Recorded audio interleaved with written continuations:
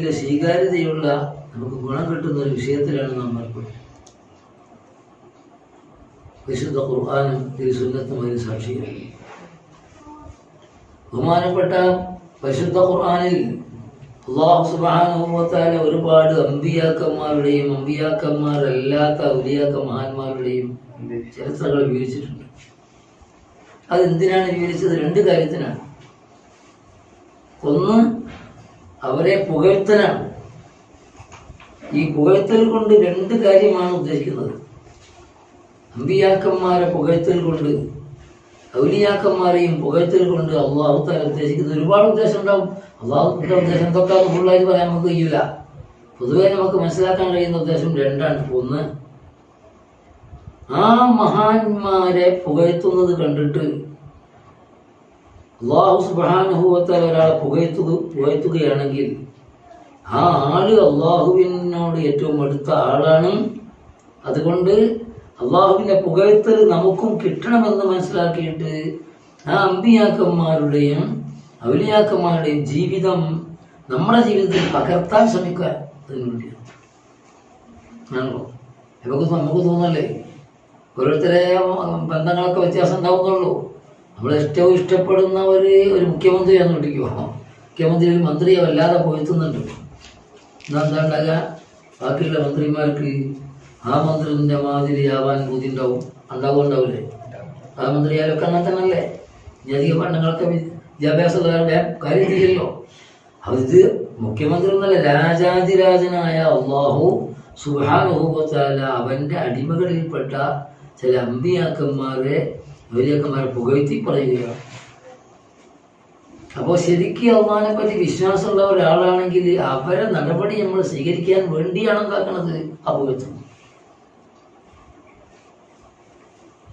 രണ്ടാമത്തെ കാര്യമാണ് എന്താണെന്ന് വെച്ചാൽ, അത് രണ്ടും ഒന്നിന്റെ ബാക്കി തന്നെയാണ്. രണ്ടാമത്തെ കാര്യം, അങ്ങനെ അമ്പിയാക്കന്മാരെ പുകഴ്ത്തി, ഔലിയാക്കന്മാരെ, മഹാന്മാരെ, അള്ളാഹുവിന്റെ ഇഷ്ടദാസന്മാരെ അള്ളാഹ് തന്നെ പുകഴ്ത്തിയതല്ലേ എന്ന് മനസ്സിലാക്കി നമ്മൾ പുകഴ്ത്തിയാൽ ആ പുകഴ്ത്തൽ കൊണ്ട് നമ്മുടെ ദോഷങ്ങളൊക്കെ പൊറുക്കപ്പെടും. ആ പുകഴ്ത്തൽ കൊണ്ട് ദോഷം പൊറുക്കപ്പെടും. അപ്പൊ നമ്മളെ ദോഷം പൊറുക്കപ്പെടാനും ഒന്ന്. രണ്ടാമത്തത്, ആ പുകഴ്ത്തൽ കണ്ടിട്ട് അവരെ മാതിരി തന്നെ ആയില്ലെങ്കിലും നമ്മളെ കൊണ്ടാകുന്ന മാതിരി അവരെ പോലെ ആവാൻ ശ്രമിക്കാൻ വേണ്ടിയാണ് ആ ഒരു ഏർപ്പാടാണ് നമ്മളെന്താക്കുന്നത് ഇവിടെ. ബഹുമാനപ്പെട്ട മുഹീദ്ദീൻ ശൈഖ് റളിയല്ലാഹു അൻഹു അള്ളാഹുവിന്റെ ഔലിയാക്കന്മാരെ കൂട്ടി വലിയ സ്ഥാനമാണ്. അമ്പിയാക്കന്മാരിൽ റസൂലുള്ളാഹിക്കുള്ള സ്ഥാനം എന്താണോ അതേ സ്ഥാനമായിരുന്നു ഔലിയാക്കളിൽ ആർക്കുള്ള സ്ഥാനം?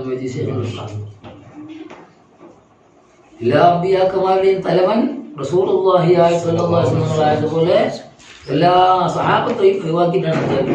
സഹാബത്ത് കഴിച്ചാൽ പിന്നെ ഖിയാമത്ത് നാൾ വരെയുള്ള മുഴുവൻ ഔലിയാക്കന്മാരുടെയും തലവനാണ് അത് ബഹുമാനപ്പെട്ട മുഹീദ്ദീൻ അബ്ദുൽ ഖാദിർ ജീലാനി റളിയല്ലാഹു അൻഹു. അത് ഗൗസുൽ ആദമിന്റെ മുമ്പുള്ളവരും സഹാബത്ത് കഴിച്ചിട്ട് സുലൈമാൻ കാലം ഹിജ്റ 5-ാം നൂറ്റാണ്ട് അഥവാ 417 ജനിച്ചത്. 5-ാം നൂറ്റാണ്ടിലാണ് ആരുടെ ജനനം. അതിന് 32 നൂറ്റാണ്ട് കഴിഞ്ഞു പോയി, 4 നൂറ്റാണ്ട് കഴിഞ്ഞു പോയില്ലേ? 3 പരിപൂർണമായ നൂറ്റാണ്ട് തയ്പ്പ് കഴിഞ്ഞു പോയി. അതിൽ സഹാബത്തിന്റെ നൂറ്റാണ്ട് കാലം 1-ാം നൂറ്റാണ്ട് വരെയുള്ളൂ. റസൂലുള്ളാഹിന്റെ ഹിജ്റ കഴിഞ്ഞിട്ട് ഒരു 100 കൊല്ലം കഴിയുമ്പോൾ എല്ലാ സഹാബകളും തയ്പ്പ് വഫാത്തായി. പിന്നെ 2-3 നൂറ്റാണ്ടിൽ താബീങ്ങളും താബീങ്ങളാണ്. അവരെക്കാളൊക്കെ മേലെ നിൽക്കുന്ന ആരാണ്? ഗൗസുൽ ആദമിന്റെ മുമ്പിലുള്ള മഹാന്മാർ. സഹാബത്ത് കഴിച്ചിട്ട് മുമ്പിലുള്ളവരെക്കാളും അവരെ കാലത്തുള്ള മഹാന്മാരെക്കാളും പിന്നീട് വരാൻ പോകുന്ന ഖിയാമത്ത് വരാൻ പോകുന്നവരെക്കാളൊക്കെ ഉന്നത നിലവാരത്തിലാണ് ആരുള്ളത്? ബഹുമാനപ്പെട്ട ഗൗസുൽ ആദം ഉള്ളത്. അതിനോട് ബന്ധപ്പെട്ട 2-3 കാര്യങ്ങൾ ഞാൻ പറയാം. ബഹുമാനപ്പെട്ട ജുനൈദുൽ ബഗ്ദാദി റളിയല്ലാഹു അൻഹു, ബഹുമാനപ്പെട്ട ഗൗസുൽ ആദമിന്റെ പിന്നെ ഒരു 200 കൊല്ലം മുമ്പ് ഉണ്ടായിരുന്ന ആളാണ് ആര്? ജുനൈദുൽ ബഗ്ദാദി. ശൈഖുനാർ ഫാത്തിഹയിലെ ജുനൈദുൽ ബഗ്ദാദി വലിയ മഹാന. ജുനൈദുൽ ബഗ്ദാദി റളിയല്ലാഹു അൻഹു അവർക്കാണ് എന്ത് പേര് കിട്ടിയത്? സയ്യിദ് ത്വായിഫത്തി സൂഫിയ. സൂഫിയാക്കൾ എന്നുള്ള ഒരു പേര് തുടങ്ങിയത് അന്നാണ്. വിശദീകരിക്കാൻ സമയമില്ല, അങ്ങനെ നോക്കണം. അവരുടെ മുമ്പ് ഹിജറ 1ഉം 2ഉം നൂറ്റാണ്ടേ കഴിഞ്ഞിട്ടുള്ളൂ. ആരെ മുമ്പ്? ജുനൈദുൽ ബഗ്ദാദിന്റെ മുമ്പ്. അന്ന് എന്തില്ല, വിലമാക്കൾ എന്നേ പറയാറുള്ളൂ. അമ്പിയാക്കൾ, വിലമാക്കൾ, അല്ലെങ്കിൽ ഔലിയാക്കൾ. സൂഫിയാക്കൾ എന്നുള്ള പേരെന്താക്കാറില്ല, പറയാറില്ല. എന്താ കാരണം എന്ന് പറഞ്ഞാൽ അവരൊക്കെ സൂഫിയാക്കളാണ്. എല്ലാവരും സൂഫിയാക്കളായ പിന്നെ എല്ലാവരും ഒരു ഗ്രൂപ്പുകാരൻ. പിന്നെ ഇന്ന ഗ്രൂപ്പാണെന്നറിയോ? പലയാതി ഗ്രൂപ്പുകാരുണ്ടാവണം. എന്താ പറയുമ്പോൾ ഇന്ന ഗ്രൂപ്പാണ്, ഇപ്പം മറ്റേ ഗ്രൂപ്പാന്ന് പറയുള്ളൂ.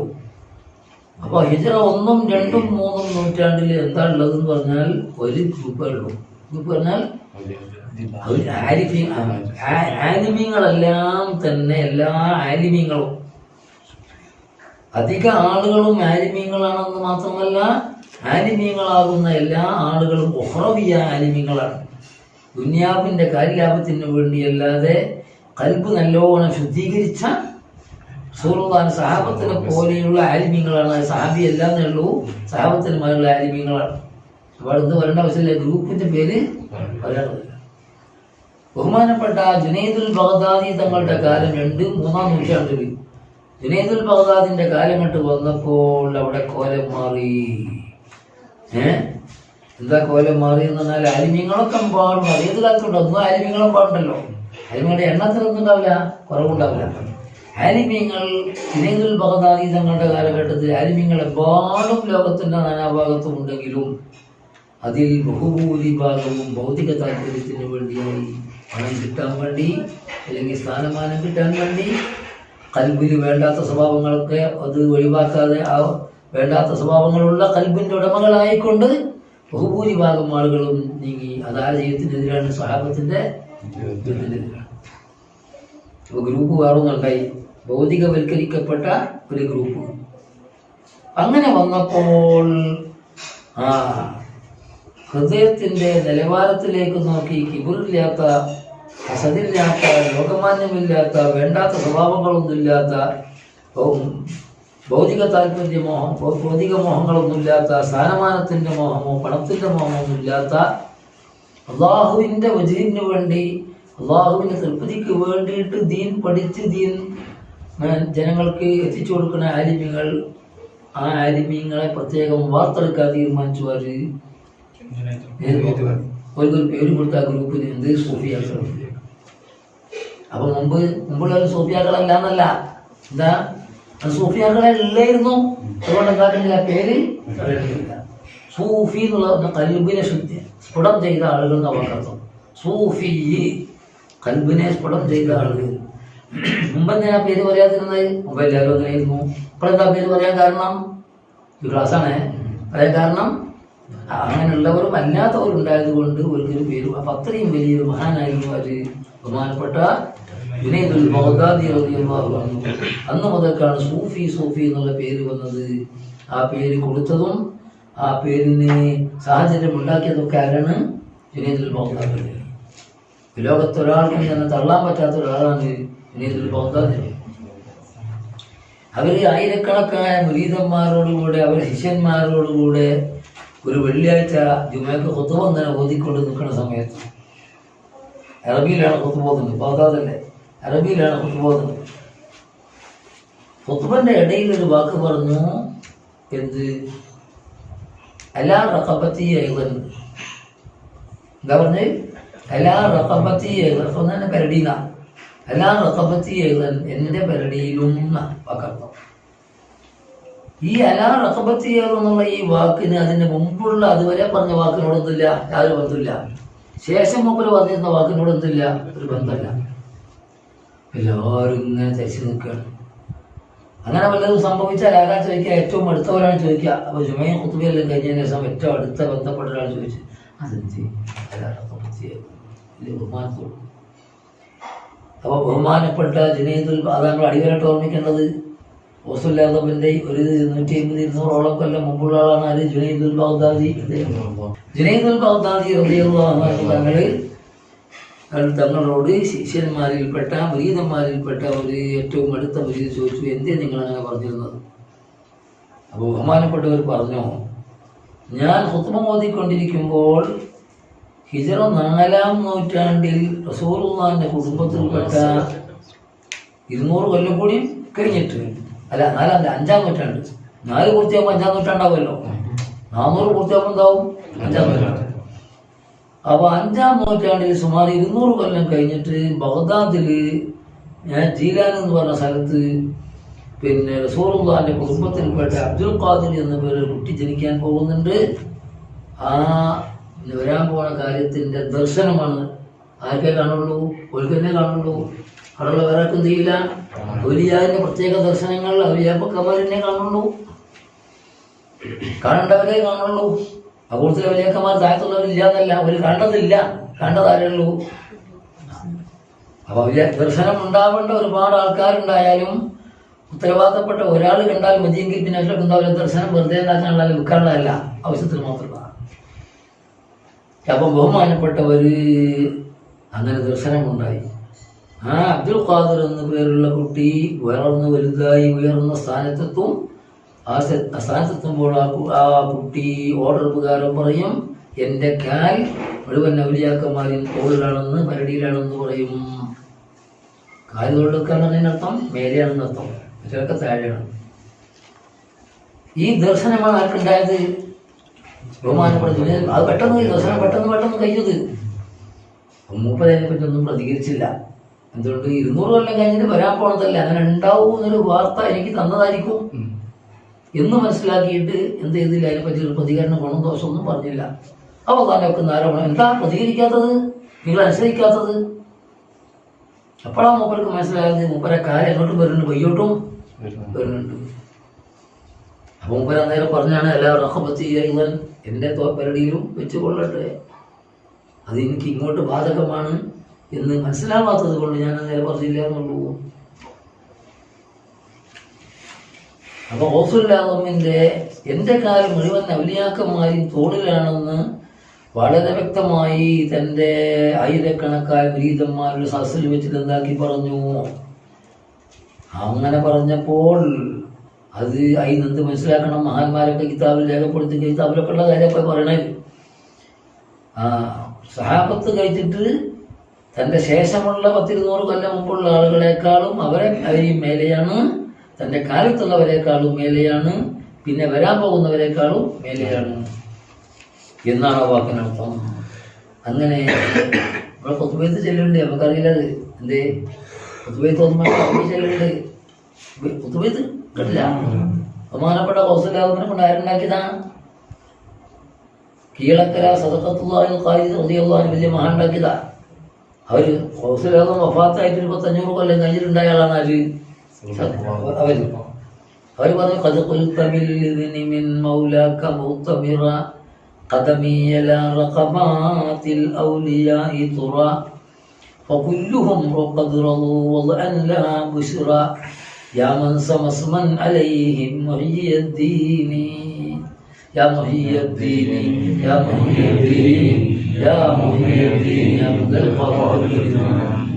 ഖദ് ഖുൽത 500 കൊല്ലം മുമ്പ് വഫാത്തായി പോയ ആളെ വിളിച്ചിട്ട് ഹയാത്തോടുള്ള സമയത്ത് ആരും പറയാണ്, സദഖത്തുല്ലാഹിൽ ഖാലിദ് നിങ്ങൾ പറയാണ്, അത് ഖുൽത ബഹുമാനപ്പെട്ട റസൂലുള്ളാഹി നിങ്ങൾ പറഞ്ഞുവല്ലോ, ബിൽഇദ്നി മിൻ മൗലാക നിങ്ങളെ യജമാനാകുന്ന അള്ളാഹുവിന്റെ അനുവാദപ്രകാരം ചൊല്ലിയില്ല. ഞാനൊന്നും എന്നോട് ചൊല്ലാതെ ചൊല്ല്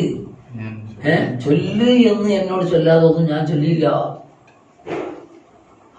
നിങ്ങളുടെ യജമാനന്റെ അനുവാദപ്രകാരം നിങ്ങൾ പറഞ്ഞുവല്ലോ, എന്ത് ഖദമി അലാ റഖബാതിൽ ഔലിയാഇ തുറാ, എൻ്റെ ഈ കാൽ, ഈ ചെരിപ്പടിക്കാൽ എല്ലാ ഔലിയാക്കന്മാരുടെയും പരടിയിലാണ്, അവരൊക്കെ മേലെയാണെന്ന് പറയാൻ പറഞ്ഞിട്ട് എന്താക്കിയതാ പറഞ്ഞതാ. പക്ഷെ അത് റസൂലുള്ളാഹി അത് പറയുന്ന സമയത്ത് ആ കാലത്ത് ആരുണ്ട്? അവരെ ബഹുമാനപ്പെട്ട ഷെയ്ഖുണ്ട്. ഇതിമാലേക്കാണ് അവരുടെ ഉസ്താദ് റസൂലുള്ളാഹിന്റെ ചെറുപ്പകാലഘട്ടത്തിലുള്ള ഉസ്താദായിരുന്നു ആര്, ഷെയ്ഖായിരുന്നു ആര്? ഹമ്മാദ് ഇബ്നു ദബ്ബാസ് റളിയല്ലാഹു അൻഹു. വലിയ മഹാനാ. മൂപ്പരെ പറ്റി പിൽക്കാലത്തുള്ള പറയാം, ഹമ്മാദ് ദബ്ബാസ് എന്നവരെ മത് പറയാൻ വല്ലാതൊന്നും ഉണ്ടാക്കണം, അധികം പറയണ്ട. റസൂലുള്ളാഹിനെ ചെറുപ്പകാലത്ത് എന്താക്കി ഉസ്താദായി വളർത്തിക്കൊണ്ടുവരാൻ കഴിഞ്ഞല്ലോ, ശിഷ്യനായിട്ട് വളർത്തിക്കൊണ്ടുവരാൻ കഴിഞ്ഞല്ലോ. ഹമ്മാദ് അബ്ബാസ് റളിയല്ലാഹു അൻഹു പറഞ്ഞു, ഈ വിഷയം പറഞ്ഞപ്പോൾ എൻ്റെ കാൽ മുഴുവൻ ഔലിയാക്കന്മാരെയും തോളാന്ന് മുപ്പര തോളുന്നാണ് ആയല്ലോ. മുപ്പര തോളായത് കൊണ്ടല്ല അവർക്ക് ഇവരൊന്നും ഉണ്ടാവില്ല. മോനെ അങ്ങനെയൊക്കെ പറയുമ്പോൾ അത് ചതിപ്പെട്ടു പോകുന്നത് സൂക്ഷിക്കണം. അള്ളാഹുവിൻ്റെ ഒക്കെ എന്നുള്ള ഓർഡറാണോ, പിശാച് വല്ലതും കടന്നു കൂടുകയാണോ? പിശാചിൻ്റെ ശരീരികളൊക്കെ കേൾക്കുമല്ലോ, സൂക്ഷിക്കണം മോനെ എന്നാര് പറഞ്ഞു? എൻ്റെ ഷെയ്ഖ് ഹമ്മാദ് അബ്ബ ആരോട് പറഞ്ഞു? ഹൗസുല്ലാദമിനോട് പറഞ്ഞു. ബഹുമാനപ്പെട്ട ഹൗസുല്ലാദം ചെയ്തു. ഹൗസുല്ലാദമിൻ്റെ കൈമലി രേഖയൊക്കെ ഉണ്ടോ? ഇതൊക്കെ വെറുതെ വരച്ചതല്ല. അത് അറിയാത്തവർ ഈ രേഖ നോക്കിയാൽ എന്തോ കള്ളന്മാരുണ്ടാവും. ഈ രേഖയൊക്കെ എന്തുണ്ടാവും? ഹൗസിലുണ്ട്. അവിടെ എല്ലാ കയ്യൊക്കണാലും കുറച്ചേർക്ക് നോക്കണ്ട. അപ്പോൾ ഹൗസുല്ലാദം അപ്പം എല്ലാം ഒരാളുടെ ജീവിതത്തിൻ്റെ കഴിഞ്ഞു പോയതും നടന്നുകൊണ്ടിരിക്കുന്നതും വരാൻ പോകുന്ന എല്ലാ സംഗതിയിലും ചിത്രം എന്തിലുണ്ടാവും, ഒരു പകർപ്പ് ഇതിനുള്ളിൽ കിടക്കുന്നു. അപ്പോൾ ഹൗസുല്ലാദം ചെയ്തു. ഉസ്താദിൻ്റെ നെഞ്ചത്ത് കൽബിൻ്റെ ഭാഗത്ത് വെച്ചിട്ട് എൻ്റെ എല്ലാം വായിച്ചു നോക്കിയിരുന്നു.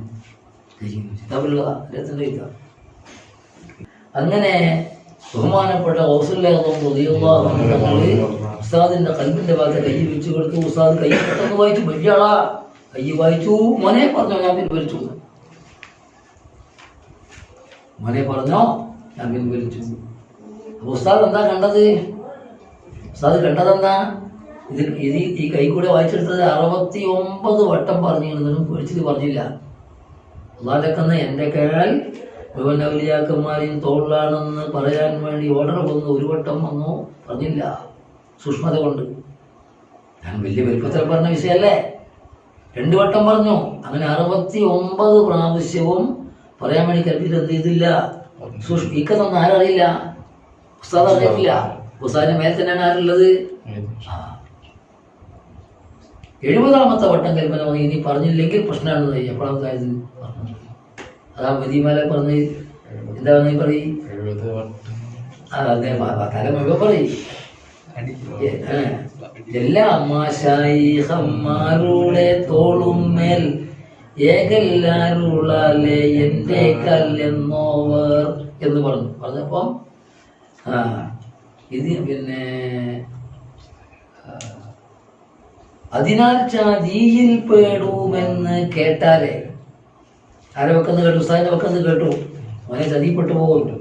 അതിനാൽ ചാതിയിൽ പേടുവാന്ന് കേട്ടാലേ 70 മാനീനെ ഉസ്താദ് കണ്ടോവർ. കണ്ടത് എങ്ങനെയാണ്? കയ്യിൽ വെച്ചും വായിച്ചതാ. ആ ഹൗസുല്ലാദമിന്റെ മധുരാണ് ഇപ്പൊ നമ്മൾ പറയണത്. നമുക്ക് ആരാന്ന് അറിയില്ല. ആ ബഹുമാനപ്പെട്ട ഹൗസുല്ലാദം റളിയല്ലാഹു അൻഹു തങ്ങള് ബഹുമാനപ്പെട്ട ഹൗസുല്ലാദം റളിയല്ലാഹു അൻഹു തങ്ങൾ അല്ലാഹു ഈ മദ്ഹിനെ കബൂലാക്കട്ടെ. ആ മദ്ഹിന്റെ ബർക്കത്ത് കൊണ്ട് നമ്മുടെയും കുടുംബത്തിന്റെയും ബന്ധപ്പെട്ട എല്ലാവരുടെയും എല്ലാ ദുന്യവിയും മുഹ്റവിയുമായ എല്ലാ പ്രയാസങ്ങളും എന്തൊക്കെ വിഷയത്തിൽ പ്രയാസങ്ങളുണ്ടെങ്കിൽ നമുക്ക് അല്ലാഹു തആല തീർത്തു തരുമാറാകട്ടെ. മഹാനവറുടെ ജാഹ് ബർക്കത്ത് കൊണ്ട് തീർത്തു തരുമാറാകട്ടെ. നമ്മൾക്കും കുടുംബത്തിനും ഞങ്ങളെ വലമാക്കൾക്കും സാദാത്യങ്ങൾക്കും ഒക്കെ തീർത്തു കൊടുക്കട്ടെ. ഹലാലായ ആഖിറത്തിന് എതിര് വരാത്ത രൂപത്തിലുള്ള ആഖിറത്തിലെ വിജയത്തിന് എതിര് വരാത്ത ദുനിയാവിന്റെ മുറാദുകളൊക്കെ അല്ലാഹു എളുപ്പത്തിൽ ഹാസിലാക്കി തരും. നല്ല തഖ്വയോടുകൂടി അല്ലാഹുവിനെ പേടിച്ച് ജീവിക്കാൻ അല്ലാഹു തൗഫീഖ് ചെയ്യട്ടെ. ബഹുമാനപ്പെട്ട ഹൗസുല്ലാദം റളിയല്ലാഹു അൻഹുവിന്റെ ഹയാത്ത് കാലത്ത് തന്നെയാണ് അജ്മീർ ഖാജ തങ്ങൾ. പക്ഷേ ഹൗസുല്ലാദം കുറച്ച് പ്രായമുള്ള ആളാണ്. ഞങ്ങളും ശംസുല്ലമൊക്കെ പോലെ. നമ്മളിപ്പോൾ ശംസുല്ലമൊക്കെ എത്രയുണ്ട്? തോനെ ഒരു 80-70 വയസ്സുള്ളപ്പോൾ 60 വയസ്സുള്ളപ്പോൾ നമുക്ക് എത്രയാണ്? വഫാത്താകുമ്പോൾ 37 വയസ്സാണ്. 38 വയസ്സായി. 37 വയസ്സ്. ഹൗസുല്ലാദമിന് 83, അല്ല ശംസുല്ലമക്ക് 83 ഉണ്ട്. എന്ന മാതിരി ഹൗസുല്ലാദമിന് നല്ല വയസ്സുണ്ട്. പിന്നെ അജ്മീർ ഖാജ തങ്ങൾ നല്ല ചെറുപ്പക്കാരനാണ്. ബഹുമാനപ്പെട്ട ഹൗസുല്ലാദം ഇത് പറഞ്ഞപ്പോൾ, ബഗ്ദാദിൽ നിന്ന് പറഞ്ഞത് ഇതാണേ. ഒരാൾ ഇവിടുന്ന് പറഞ്ഞാൽ ലോകത്തെല്ലാ സ്ഥലത്തും എത്താൻ വൈപ്പുണ്ടല്ലേ, ഭൗതിക മാധ്യമങ്ങളുണ്ടല്ലേ. ഇവിടുന്ന് വല്ലതും പറഞ്ഞാൽ ലോകത്തിന്റെ എല്ലാ മുക്കിലും മൂലയിലും എത്താനുള്ള മാധ്യമങ്ങൾ ഇന്നുണ്ടല്ലേ. അപ്പൊ ആർക്കും സംശയം ഉണ്ടാവില്ല. മാധ്യമങ്ങൾ ഇല്ലാതെ വന്നാൽ കറാമത്തായി.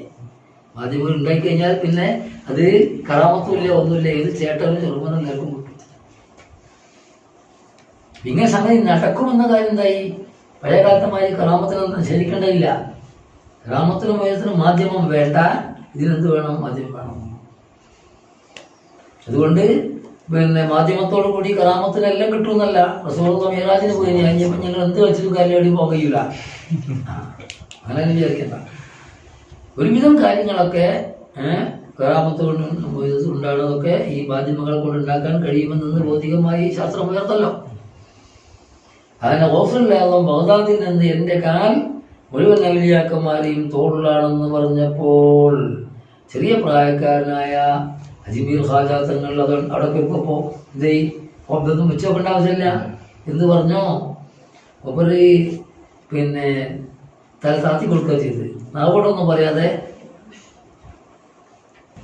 അപ്പൊ അതുകൊണ്ട് എന്ത് സംഭവിച്ചെന്ന ഹൗസലാദം തന്നെ പറഞ്ഞു, ഞാൻ ആ കാര്യം പറഞ്ഞപ്പോൾ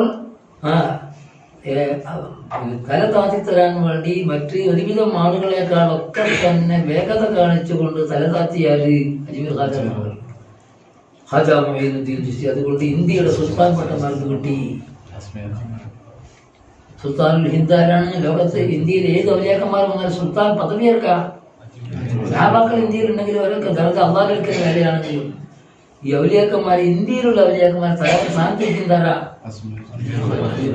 മരണം വരെ അത് കിട്ടാൻ കാരണം തൻ്റെ മേൽഘടകത്തിനെ അംഗീകരിക്കുമ്പോഴാണ്. താഴെയുള്ള ആളിൽ പാഠമുണ്ടായിരുന്നു, താഴെയുള്ള ആള് മേലെയുള്ള ആളെ സ്ഥാനമാനം അംഗീകരിച്ചു കഴിഞ്ഞാൽ പിന്നെ ഇയാളാണ് ആ സ്ഥാനത്തേക്ക് എന്ത് ചെയ്യുക, വരിക, ഇയാൾക്ക് എന്ത് കിട്ടും? ദർജകൾ കിട്ടും. അപ്പൊ അതുകൊണ്ട് ഇന്ത്യയുടെ സുൽത്താൻ പട്ടന്മാർക്ക് കിട്ടി. അതുപോലെ ബഹുമാനപ്പെട്ട അഹമ്മദുൽ കബീർ റിഫായി തങ്ങളുടെയും കാലം അത് തന്നെയാണ്. റിഫായി ശേഖരൻ കേട്ടില്ലേ? റിഫായി ശേഖരന്റെ കാലം അത് തന്നെയാണ്. അത് കുറച്ചും കൂടിയും പ്രായം കൂടും. അപ്പൊ അങ്ങനെ അവരെ വയസ്സിന് തർത്തീബ് ഹൗസില്ലാതെ കുറച്ചുകൂടി പ്രായം കൂടുതൽ. അതിന്റെ മധ്യനിലയിലായി റിഫായി ശേഖ്. അത് കഴിഞ്ഞിട്ട് പിന്നെ ബഹുമാനപ്പെട്ട റിഫായി ശേഖ് മുരീദന്മാരോടുകൂടെ ഒരു പേരെ ഉമ്മു അബീദാന്ന് പറഞ്ഞ ബഗ്ദാദ് 100 കിലോമീറ്റർ ദൂരത്താണ് ഉമ്മു അബീദാന്ന്. അവിടെയായിരുന്നു ആരുണ്ടായിരുന്നത്?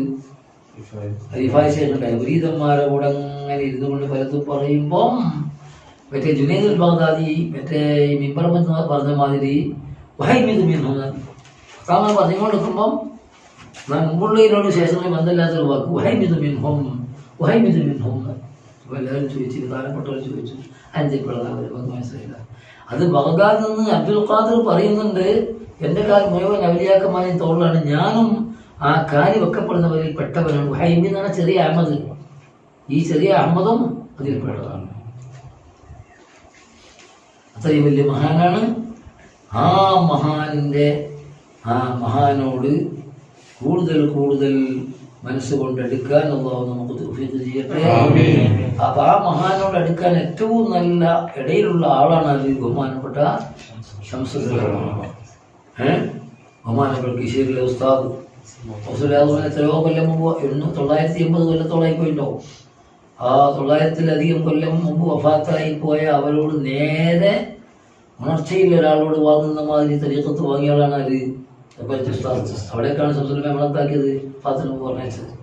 അല്ലാഹു അവരൊക്കെ ശൈഖുനാക്കും അവർക്കും അതുപോലെ മറ്റു മുശായിഖന്മാർക്കും സി എം വലിയുള്ളാക്കും അവർക്കൊക്കെ തന്നെ അല്ലാഹു തആല ഉയർന്ന ദർജകൾ കൊടുക്കുമാറാകട്ടെ. മദദ് അല്ലാഹു നമുക്ക് കുടുംബത്തിനൊക്കെ നൽകുമാറാകട്ടെ. ബഹുമാനപ്പെട്ട ശംസുൽ ഉലമയുടെ ഈ മൗലൂദിൽ ഒരു ഉണ്ടാക്കിയതാരാണ്? നേരത്തെ പറഞ്ഞത് അരിമ്പ ഉസ്താദാണ് ഉണ്ടാക്കിയത്. കേട്ടണോ? ബഹുമാനപ്പെട്ട തൃപ്പണി ഉസ്താദിന്റെ ചെറുപ്പകാലത്തിലുള്ള ദർസിലെ ഉസ്താദായിരുന്നു ആര്? ഷെയ്ഖ് എന്നല്ല, ചെറുപ്പകാലത്തിലുള്ള ഉസ്താദായിരുന്നു ആര്? അരിപ്പറ അബൂബക്കർ ഉസ്താദ്. വലിയ മഹാനാണ്, ആരിഫാണ്, വലിയ മഹാനാണ്. ആ മഹാനവർകൾ ശംസുൽ ഉലമ വഫാത്തായതിനു ശേഷം അവർക്ക് ശംസുൽ ഉലമനെ പറ്റി വല്ലാതെ ചില അനുഭവങ്ങളൊക്കെ ഉണ്ടായപ്പോൾ അവരുണ്ടാക്കിയതാണ് മൗലൂദ്. ഞാൻ എഴുതിയിരുന്നു. പിന്നെ കാത്തിബിനെ വിളിക്കരുത് ആര്? അവയിലുള്ള സംഭവം ഒന്ന് പറയാം. അപ്പം ഹൗസുല്ലാതുമായിട്ട് എത്ര ബന്ധമുണ്ടെന്നുള്ളത് നിങ്ങൾക്ക് മനസ്സിലാക്കാം. ഈ ലോധി എന്ന് പറഞ്ഞാൽ മതിയല്ലോ. നിങ്ങൾ അറബിയിൽ ഇങ്ങനെ കേട്ടിട്ടുണ്ടാവും. അറബിയിൽ എല്ലാവർക്കും തിരിഞ്ഞോളൊന്നുമില്ല. നന്ദി ദാറുസലാം അറബി കോളേജിൽ പിന്നെ ഹിഫ്ദ് കോളേജിലെ പിന്നെ ഉസ്താദായിരുന്ന ഹാഫിദ് അബ്ദുൽ കരീം എന്ന് പറഞ്ഞൊരു ഉസ്താദ് ഉണ്ടായിരുന്നു. ഇപ്പം ഇല്ല, ശംസുൽ ഉലമയുടെ ഹയാത്ത് കാലത്ത് ഹിഫ്ദ് കോളേജിലെ ഉസ്താദായിരുന്ന അബ്ദുൽ കരീം എന്ന് പറഞ്ഞ ഹാഫിദ് അദ്ദേഹത്തിന് എന്ത് ചെയ്തു? ശംസുൽ ഉലമയെ പറ്റി വല്ലാതെ എന്തോ മതിപ്പ് കുടിക്കുമ്പം ഇജാസത്തും തരീഖത്തൊക്കെ കൊടുക്കാൻ പറ്റിയ വലിയ മഹാനാണ്. പുറമെ ആളുകൾ പറഞ്ഞ മാതിരി വെറും ഭാഷാ പണ്ഡിതനോ മറ്റേ വാദപ്രതിവാദം നടത്തുന്ന ആളോ അത് മാത്രം അതൊക്കെ വാതിൽ നടക്കുന്നുണ്ട്. അതിലൊക്കെ പൂർണ്ണ ശക്തി വരാൻ കാരണം കൽബിൻ്റെ ഉയർച്ചയാണ് എന്ന് മൂപ്പർക്ക് എങ്ങനെ മനസ്സിലായിരുന്ന ആൾ പറഞ്ഞിരുന്നില്ല. അയാൾ പറഞ്ഞ സംഭവങ്ങളാണ്, നേരെ പറഞ്ഞ സംഭവങ്ങളാണ് അത് മൗലൂദിലുള്ള കേട്ടോ, അയാൾക്കുള്ളുണ്ട്. അപ്പം അയാൾ ശംസിന് അടുത്ത് ചെന്ന് എനിക്ക് ഈ ഒരു ഇജാസത്ത് തരണം എന്ന് പറഞ്ഞു. ആ ഇജാസത്ത് എന്ത് ഇജാസെന്ന് ചോദിച്ചാൽ അയാൾ എന്താക്കുന്നില്ല, പറയുന്നില്ല. കാരണം രഹസ്യമാക്കലിന് വാക്കുമ്പോൾ അവസ്ഥ ഗുണമുള്ളൂ. എല്ലാം പരസ്യമാക്കുമ്പോൾ ഈ സാധനം പറയും. അതിന് മുമ്പ് എന്താണെന്ന് എന്താകുന്നില്ല, പറയുന്നില്ല. എനിക്ക് ഇന്നാലിന്ന ഇജാസത്ത് തരണം, ഷെയ്ഖുന എനിക്ക് ഇജാസത്ത് തരണം എന്ന് പറഞ്ഞു. ഹയാത്ത് എന്ന് പറയാട്ടോ. ആരോട്? ശംസുൽ ഉലമയോട്. ആര്? നന്ദി കോളേജിലെ അഷ്റൂർ കോളേജിലെ ഉസ്താദായിരുന്ന അബ്ദുൽ കരീം എന്ന് പറഞ്ഞു. ഈ മൗലൂദിൽ എഴുതി ചരിത്ര പറഞ്ഞു. അപ്പം ബഹുമാനപ്പെട്ട ശംസുൽ ഉലമ എന്ത് പറഞ്ഞു? അത് പെട്ടെന്ന് തരാൻ പറ്റില്ല മോനെ, 40 ദിവസം നീ ഒരു കാര്യം ചെയ്യണം, ഒരു കാര്യം ചെല്ലാൻ പറഞ്ഞു. 40 ദിവസം നീ ചെല്ലി. ആ ചെല്ലുന്ന സമയത്ത് ഉറക്കത്തിലൊക്കെ ചിലപ്പം ചില പേടിക്കപ്പെടുന്ന സ്വപ്നങ്ങളൊക്കെ കാണും, ആളെ പരിശോധിക്കാൻ വേണ്ടി. അതിന് നീ എന്താക്കണ്ട, പേടിക്കണ്ട. 40 ദിവസം പൂർത്തിയായി 41-ാം ദിവസം എൻ്റെ അടുത്ത് വന്നാൽ പറ്റുമെങ്കിൽ ഞാൻ തരുന്നു. മൂപ്പര് ചെല്ലാൻ തുടങ്ങി. ഹാഫിദ് അബ്ദുൽ കരീം മൂപ്പര് ചെല്ലാൻ തുടങ്ങി. ഒരുപാട് പല സ്വപ്നങ്ങളും കണ്ടതെങ്കിലും പേടിക്കപ്പെടുന്ന പലതും സിംഹം വരുന്നത് കാണും, ചിലപ്പോൾ ആന വരുന്നത് കാണും, പലതും കാണും. ജിന്നുകളാണത്. ഒരാളെന്താക്കാൻ വേണ്ടി പരിശോധിക്കാൻ പറ്റും. മുപ്പരങ്ങനെ പേടിക്കേണ്ടതെന്ന് പറഞ്ഞാൽ മുപ്പരൊന്നും തീരെ പേടിച്ചില്ല. 40 ദിവസം പൂർത്തിയായി. പിറ്റേന്ന് ചെന്നപ്പോൾ 40-ാം ദിവസം 40 ദിവസം പൂർത്തിയാകുന്ന നാളെയാണ് ഷെയ്ഖുനാൻ്റെ അടുത്ത് വേണമെങ്കിൽ ഇന്ന് രാത്രി പൂർത്തിയായ രാത്രി ഒരു സ്വപ്നം കണ്ടു. വിശാലമായ വലിയൊരു മൈതാനിയിൽ നിറച്ചും ഔലിയാക്കന്മാരാ, മുഴുവൻ ഔലിയാക്കന്മാരാ. ഒരു കസേരയിട്ടിട്ട് അവരെ അധ്യക്ഷനായിരിക്കുന്നവരാണ് വലിയ ഷെയ്ഖ്. കാരണം ഔലിയാക്കന്മാർ തലവനാണല്ലോ. ഹൗസുല്ലാദമിൻ്റെ അധ്യക്ഷതയിൽ ഒരുപാട് ഔലിയാക്കന്മാർ ഇരിക്കുന്നതായിട്ട് മുമ്പ് കണ്ടു. ആ കണ്ട കൂട്ടത്തിൽ വലിയ അന്തസ്സത്തനായിരിക്കുന്നുണ്ട് ശംസുൽ ഉലമ ഇരിക്കുന്നത്. മജ്ലിസിന്റെ വേറൊരു ഭാഗത്ത് ആരെയും കണ്ടു, മടവൂർ സിയം മുജീദാനെയും കണ്ടു. വേറെ ആരെയും അയാൾക്ക് പരിചയമില്ല, ഈ മൂപ്പർക്ക് പരിചയമില്ല. സിയമദാനത്തെ കണ്ടത് കൊണ്ടാണ് പരിചയം ഉണ്ടായത്. അപ്പോൾ ഒരു ഇജാസത്ത് ഒരാളെ വെക്കുന്ന വാങ്ങുമ്പോൾ തരീഖത്ത് വാങ്ങുമ്പോൾ ആളെപ്പറ്റി ലേശം മനസ്സിൽ എന്ത് വരണം, വിശ്വാസം വേണം. അതിനാണ് കാണിച്ചു കൊടുത്തത്. അല്ലാതെ നമ്മളിങ്ങനെ എല്ലാവരും പോകണത് ആടിയും പോകണം, ഞാനും പോയാൽ തന്നെ പോയി വാങ്ങിയാൽ ചിലപ്പോൾ ആവും ഇളയത്താൻ വിത്തിനാക്കി എല്ലാം കഴിയാൻ അട്ടച്ച് വേറെ പോകും. ആളെ വേണ്ട പോലെ മനസ്സിലാക്കിയിട്ട് അതിൻ്റെ ആ ഒരു മരുന്ന് നമ്മൾ കഴിക്കുകയാണെങ്കിൽ ആ എഴുതി തന്ന ഡോക്ടറെ പറ്റിയും ആ മരുന്നിൻ്റെ ഗുണവും അതിൻ്റെ ഗൗരവവും അതിൻ്റെ ഫലവും ഒക്കെ ഫലസിദ്ധിയൊക്കെ നമ്മൾ നല്ലോണം മനസ്സിലാക്കിയിട്ടാണെങ്കിലും എന്ത് ചെയ്യൂല, മാറിയില്ലെങ്കിലും ഒഴിവാക്കൂല, പിന്നെയും വാങ്ങി കുടിക്കും. അല്ലാത്ത കാര്യം എന്താണെങ്കിലോ ഡോക്ടറെ പറ്റി വലിയ വിശ്വാസം പറ്റില്ല, അതൊന്നുമില്ല. എല്ലാവരും കൊണ്ട് ഞാനും പോയി. മരുന്നും അങ്ങനെ തന്നെയാണ്. അങ്ങനെ തന്നെ കുറച്ച് കുടിച്ചു നോക്കും, ഇതെന്താവും. അപ്പം അതിനു വേണ്ടിയാണ് ബഹുമാനപ്പെട്ട ഷെയ്ഖുനാ ശംസുൽ ഉലമ അവരോട് 40 ദിവസം എൻ്റെ വട്ടം പോലെ നിനക്ക് അതിനുള്ള കഴിവ് ഉണ്ടെങ്കിൽ, അർഹത ഉണ്ടെങ്കിൽ നീ കാണും. അതിനു വേണ്ടിയാണ് കാണിച്ചു കൊടുത്തത്. അങ്ങനെ പിറ്റേന്ന് രാവിലെ ബഹുമാനപ്പെട്ട ഷെയ്ഖുനാൻ്റെ അടുത്ത് ചെന്നു. ഷെയ്ഖുന ആ പറഞ്ഞ ഇജാസത്ത് കൊടുത്തു. എന്താന്ന് മൂപ്പർ എന്താണെന്ന് ചോദിച്ചത് പറയില്ല, അത് മൂപ്പര പവറാണ്. ഇവിടെ എന്ത് ചെയ്യും, നമുക്ക് എന്തെങ്കിലും കിട്ടിക്കാൻ ചേർത്താണ്ടായ കിട്ടുമ്പോൾ തന്നെ അതാരാളെ വിളിച്ചിട്ട് അവിടെ കൊടുക്കാൻ പൈസ അവിടെ ആട്ടുകൊണ്ട് നഷ്ടം കപ്പിത്താവും. അത് പണം പോയി. കാലം അതാണ്, പറഞ്ഞിട്ട് കാര്യം കാത്തിരിച്ചു. ഞാൻ പോയാൽ ലോകമാന്യം വരും. മാറ്റി പ്രയാസം ഭഗവാനൊന്നും നോക്കും. ഇന്നത്തെ കാലത്ത് നോക്കൽ കുറവായി പോയി. അതൊന്നും വിഷയമല്ലോ. എങ്ങനെയൊക്കെ ഈ മഹാന്മാരെ മഹബത്ത് വെച്ചിട്ട് നിങ്ങൾക്ക് ഇച്ചിരി കിട്ടിയാൽ കഴിച്ചില്ല. ആവുന്നത്ര നാം ശ്രദ്ധിക്കണം. പടച്ചവനെ നിനക്ക് വേണ്ടി എന്നോ നെയ്യത്തല്ലാതെ വേറൊരു വേണ്ടി കടന്നുകൂടിയാൽ അത് ആർക്ക് വേണ്ട, അമല് അള്ളാഹ് വേണ്ട. ഞാനിപ്പോൾ ആ മജ്‌ലിസിൽ പങ്കെടുക്കാൻ ഞാൻ എന്നെ പറ്റി അയാൾ എന്ത് വിചാരിക്കും, പോയി ഇപ്പം മരിച്ചെടുത്ത് പോകുന്നത് എല്ലാത്തിലും വരും. ലോകം ഞാനേക്കും കിടക്കില്ല പറഞ്ഞാൽ പിന്നെ വലിയ ക്ലാസ്സായി പോകും. അങ്ങനെ ആ ഇജാസത്ത് വാങ്ങി.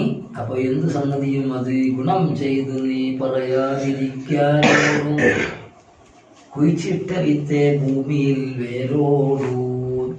ഒരു വിത്ത് മുളയ്ക്കണമെങ്കിൽ പുറമെ കേട്ടാന്താവും, അപ്പത്തി കൊണ്ടുപോയി ചിലപ്പോൾ ആൾക്കാർ കൈ പോകും. ഇത് നല്ലോണം ആരും കാണാതെ കുടിച്ചിട്ട് എന്ത് ചെയ്യും? നമ്മൾ ചെയ്യുന്ന ഒരു ഗുണം, നമ്മളെ മനസ്സിൻ്റെ ഹൃദയത്തിൻ്റെ ഉള്ളിലുള്ള ഒരു നല്ല സ്വഭാവം, അല്ലെങ്കിൽ വാക്കിലുള്ള നല്ലൊരു ഗുണം, അല്ല പ്രവൃത്തിയിലുള്ള ഗുണം, അത് വേറെ മറ്റുള്ളവരെ കാണിക്കാൻ നിർബന്ധമാകുന്നുണ്ടാവും. ഇത് ഇമാമാണ് എന്താക്കേണ്ടി വരും? കാണിക്കേണ്ടി വരും. ജനങ്ങളെ അറിയിക്കൽ നിർബന്ധമില്ലാത്ത കാര്യം എന്താക്കലാണ് നല്ലത്? അറിയാണ്ടിക്കലാണ് സ്ഥാനമാനം. അതാ പറഞ്ഞു, ഗുണം ചെയ്ത് നീ പറയാതിരിക്കാരോടും. ഇന്നങ്ങനല്ല, നീ ഗുണം ചെയ്ത് തന്നെ എല്ലാവരോടും പറയും. പറഞ്ഞില്ലെങ്കിൽ എന്താ ചിന്തളം ഉണ്ടാഞ്ഞ് അതാ വോയിസ് ഇട്ട് തുടങ്ങിയോ? അവനെ നിർബന്ധിച്ച് എന്താക്കും പറയിപ്പിക്കൂ. ഇതിനകത്ത് ഒന്നും പറയണ്ടെന്നല്ല, പറയാൻ നിർബന്ധമായത് എന്താക്കണം? നല്ല രീതിയിൽ പറയാൻ കഴിയണം. പറയാൻ നിർബന്ധമില്ല എന്നല്ലേ ആ ഇജാസത്ത് മൂപ്പർക്ക് കിട്ടി. ഇത് പറഞ്ഞില്ല, അതങ്ങനെ തന്നെ പ്രസാദ് എഴുതി ചെയ്തു. അദ്ദേഹം എന്ത് ചെയ്തു? CM വലിയുള്ളാനിയും വന്ന വർക്കത്തിൽ. അപ്പൊ ചെറിയ ആളല്ല, അത് വലിയ മഹാൻ തന്നെയാണെന്ന് മനസ്സിലാക്കി ഒന്നുകൂടി ബോധ്യപ്പെട്ടു. മഹാനെന്ന് എല്ലാവരും പറയുമ്പോൾ ബോധ്യപ്പെടേണ്ട, അത് കൂട്ടൂല. അതിനല്ല പവർ. സ്വന്തം എന്താക്കണം? മൂപ്പർക്ക് സ്വന്തം ബോധ്യപ്പെട്ടു പോയി. ആ വലിയ മജീസിൽ നല്ല പെട്ടെന്ന് കണ്ടപ്പോൾ പിറ്റേന്ന് അല്ലെങ്കിൽ 2 ദിവസം കഴിഞ്ഞതിന് ശേഷം ഞങ്ങളൊക്കെ കാണാൻ പോണ മാതിരി മൂപ്പര് കാണാൻ പോയി. ഒരുപാട് നേരം നിൽക്കണമല്ലോ മൂപ്പൻ്റെ വീട്ടില്. അങ്ങനെ നിന്ന് കുറേ അവിടെ നിന്ന് CM വലിയുള്ളാന്റെ അടുത്തേക്ക് എന്തായി കടന്നു ചെന്നു. അസ്സലാം വരെ ഒന്നും പറയാതെ മുന്നേ തന്നെ എന്ത് പറഞ്ഞു? നിങ്ങൾക്ക് 2 ദിവസം മുമ്പ് കിട്ടിയ ഇജാസ് നല്ല ഷെഹുനാന്റെ പക്കന്ന് കിട്ടിയ ഇജാസ് നല്ല ഇജാസത്താണ് കേട്ടോ, വലിയ ഇജാസത്താണേ, അത് മുറുകി പിടിച്ചോളൂ എന്ന് പറഞ്ഞു. അണച്ചൂട്ടി പിടിച്ചു. നടന്നു പറഞ്ഞില്ല. ഒരു ബനിയൻ വയത്താഹോ വിതാനത്തോ, ഒരു ബനിയൻ എടുത്ത് സമ്മാനം കൊടുത്തു. ഹാനത്തോ അണച്ചൂട്ടി പിടിക്കുകയും ചെയ്തു. അപ്പോൾ ഓസുല്ലാദമിൻ്റെ അതേ മാസത്തിലാണ് അവർ വഫാത്തായത്. ശംസുല്ലമയും വഫാത്തായത്. അവിടെ യോജിപ്പുണ്ട്. ഓസുല്ലാദമിനോട് ബന്ധപ്പെട്ട് മുന്നോട്ട് പോകാൻ ഇടയിൽ ആക്കാൻ പറ്റിയ ആളാണ് ആര്? ബഹുമാനപ്പെട്ട ശംസുല്ലമ. അതേപോലെ ആക്കാൻ പറ്റിയ ആളാണ് ആര്? ശംസുല്ലമ. ഗണിത സാഹിബ് പിന്നെ ആ വകുപ്പിൽ ആ റോഡിൽ അങ്ങനെ തന്നെ പോയിട്ടില്ലെങ്കിലും വലിയ മഹാൻ തന്നെ ഒരു കറാത്ത് പോലും ചെയ്യാതെ അള്ളാഹിൻ്റെ ഇഖ്ലാസോടുകൂടി അള്ളാഹിൻ്റെ വജുദിന് വേണ്ടി ഈ ഭൗതിക ലോകത്തിൻ്റെ ഒരു സ്ഥാനമാനങ്ങളോ അല്ലെങ്കിൽ സമ്പത്തിൻ്റെ മോഹം അങ്ങനത്തെ ഒന്നുമില്ലാതെ ആരും മുമ്പിലും സത്യം തുറന്നു പറഞ്ഞ സ്വഭാവക്കാരനായിട്ട് ഉയർന്നു പോയാൽ വലിയാക്കന്മാരോട് ഈ ഒപ്പ് കൂടി എന്തായില്ല, കൂടുതൽ വല്ലാതെ പോയില്ല എന്നുള്ളൂ. ബാക്കി എല്ലാമാർക്കും ഉണ്ട്. ശംസുല്ലമയോട് ഇജാസത്ത് വാങ്ങാൻ വേണ്ടി വന്ന ആ ആള് പിന്നെ ശംസുല്ലം നിർദ്ദേശപ്രകാരം ചില കാര്യങ്ങളൊക്കെ ചെല്ലിയപ്പം ആ ഹൗസുല്ലാദമിൻ്റെ ആയിരക്കണക്കായ ഔലിയാക്കന്മാർ തലവനായ ഹൗസുല്ലാദം ഇരിക്കുന്നു. ആ സദസ്സിൽ അന്തസ്സോടുകൂടി ആയിരിക്കുന്നത് കണ്ടു. അപ്പോൾ ഹൗസുല്ലാദമിൻ്റെ ആയിരക്കണക്കായ മുരീദന്മാരുടെ കൂട്ടത്തിൽ പ്രധാനപ്പെട്ട ഒരു മുരീദ് കൂടിയാണ് അത് ഔലിയാക്കന്മാർ തലവന്മാരിൽപ്പെട്ട ആളാണ്. മഞ്ചേരിയിലെ കഥ എല്ലാവർക്കും അറിയില്ലേ? അറിയോ? കേട്ടിട്ടുണ്ടോ? 973 ഞാൻ നന്ദീരിൻ്റെ ലാസ്റ്റ് കൊല്ലം പഠിക്കുന്ന കൊല്ല ക്രിസ്ത്യാനികൾ എന്ത് ചെയ്തു എന്ന് പറഞ്ഞാൽ മഞ്ചേരിയിൽ എല്ലാവർക്കും അറിയാം, ഞാൻ വിശദീകരിക്കേണ്ടതില്ല. സാധുക്കളായ മുസ്ലിം കുടുംബക്കാരുടെ ഈമാൻ കുറഞ്ഞവരാണ്, ജീവിക്കാൻ കുറച്ച് വിഷമമുള്ളവരാണ്, മക്കളെ കെട്ടിക്കാൻ ആരും ശ്രദ്ധിക്കില്ല, വീടുണ്ടാക്കാൻ ശ്രദ്ധിക്കില്ല. ഇത് ചൂഷണം ചെയ്തുകൊണ്ട് അവിടുത്തെ ചേട്ടന്മാർ എന്ത് ചെയ്തു എന്ന് പറഞ്ഞാൽ ഇങ്ങോട്ട് പോരി, മക്കളെ കെട്ടിക്കല്ലേ, ഞങ്ങളായിക്കോളാം, വീട് ഞങ്ങൾ ഉണ്ടാക്കി തരാമെന്ന് പറയുമ്പോൾ ഈമാൻ കുറഞ്ഞവരെന്ത് ചെയ്യും? അങ്ങോട്ട് പോകും. അങ്ങനെ 70ഓളം കുടുംബം എന്തായി ഇസ്ലാം എന്ന് പുറത്ത് പോയി ചേർത്തി. അപ്പോഴാണ് എന്താക്കിയത്? അവിടെ ഉള്ള വിദേഹത്തിൻ്റെ എഴുതുകാരും മുജാഹിദും തബ്ലീഗും അതേപോലെ ജമാഅത്തെ ഇസ്ലാമിയും ഏതൊക്കെ ജാതി ആളുകളുണ്ടോ മുസ്ലിം എന്ന പേരിൽ ഇവരൊക്കെ അതിനുവേണ്ടി എതിരെ പ്രവർത്തിക്കാൻ വേണ്ടി, അതിനെ ഗണ്ണിക്കാൻ വേണ്ടി, പ്രതിരോധം ചെയ്യാൻ വേണ്ടി ഒരുങ്ങി. ആർക്കും കഴിയില്ല. ബൈബിള് നോക്കി വല്ലതും പോയാൽ കഴിയോ? ആ മലപ്പുറം ജില്ലയിലൊക്കെ ഉള്ള എല്ലാ വിലമാക്കളും എല്ലാവർക്കും ആരും കഴിയില്ല. എല്ലാവരും ഏകകണ്ഠമായി തീരുമാനിച്ചതിന് ആരാന്നുള്ളത് ബഹുമാനപ്പെട്ട ശംസുല്ലമയുടെ അടുത്തേക്ക് ഞങ്ങളൊക്കെ ഉള്ള കാലം പഠിക്കുന്ന കാലമാണ്. അങ്ങനെ ബഹുമാനപ്പെട്ട ശംസുല്ലമ എല്ലാ ജാതി ആളുകളുണ്ട്, എല്ലാവരും കൂടി പോരൂല. ഓരോക്കെ എല്ലാം യോഗം ചേർന്ന് തീരുമാനിച്ച് മുജാഹിദുണ്ട്, ജമാഅത്ത് തബ്ലീഗും ലീഗ് രണ്ടായതുകൊണ്ട് സുന്നി രണ്ടാണ്, ലീഗ് രണ്ടായ കാലമാണ്. അപ്പോൾ എല്ലാവരും കൂടിയും കുറച്ച് ആൾക്കാരെ അവർക്ക് പോകാൻ പറ്റിയ ആൾക്കാരെ തിരഞ്ഞെടുത്തിട്ട് എന്താക്കി പറഞ്ഞു.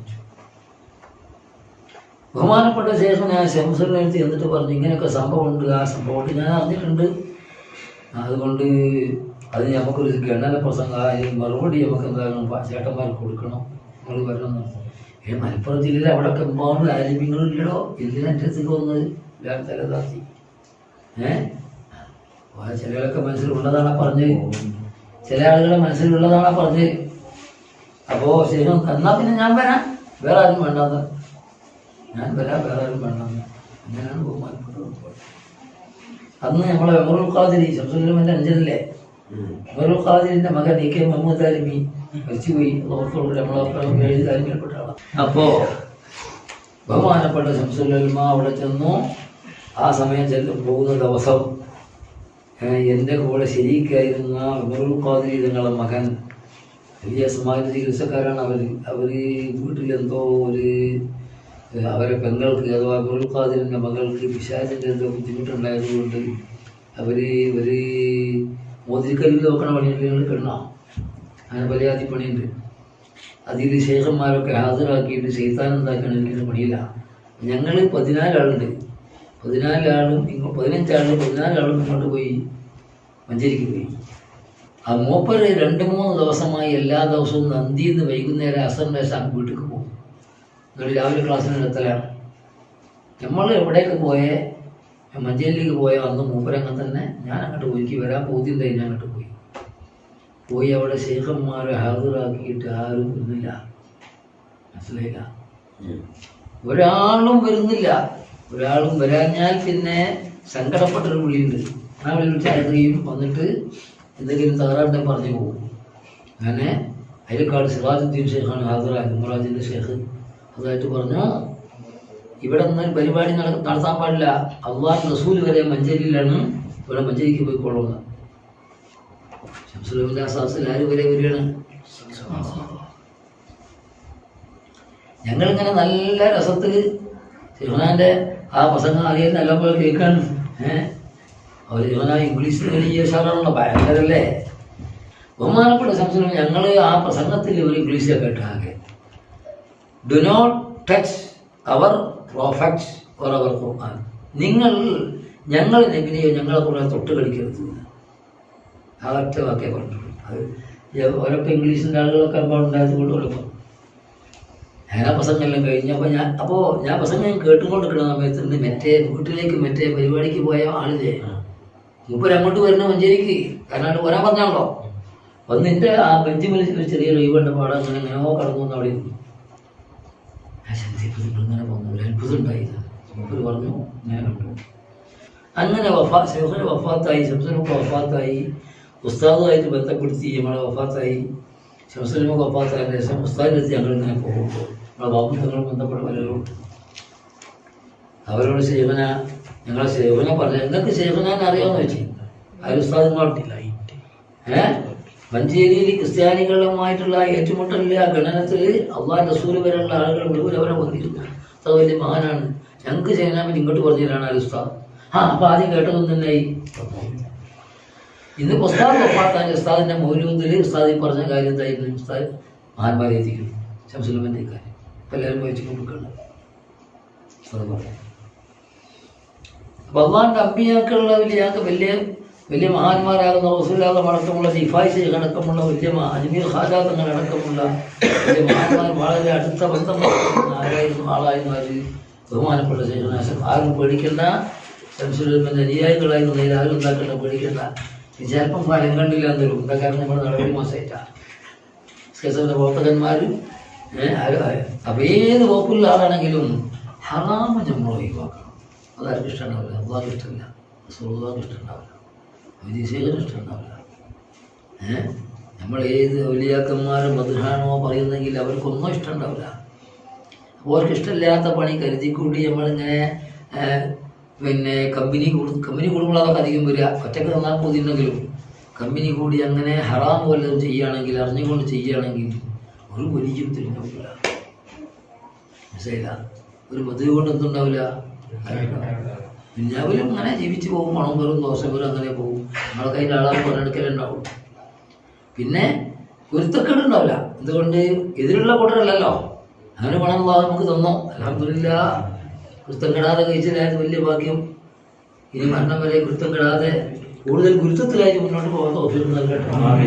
അതേ ഉണ്ടാവുള്ളൂ. അല്ലാതെ നമ്മൾ വിചാരിച്ചമായിട്ടുള്ള മുറാദൊന്നും ആശ്രയിക്കണമെന്നില്ല. അതിനെന്ത് വേണം? ഞാൻ നിങ്ങളോട് എൻ്റെ സ്വന്തം കണക്ക് ഞാൻ പറയാണ്, എന്നെ പോലെ കരുതിയിട്ട് പരമാവധി നമ്മൾ ഹറാമുകൾ ഒഴിവാക്കണം.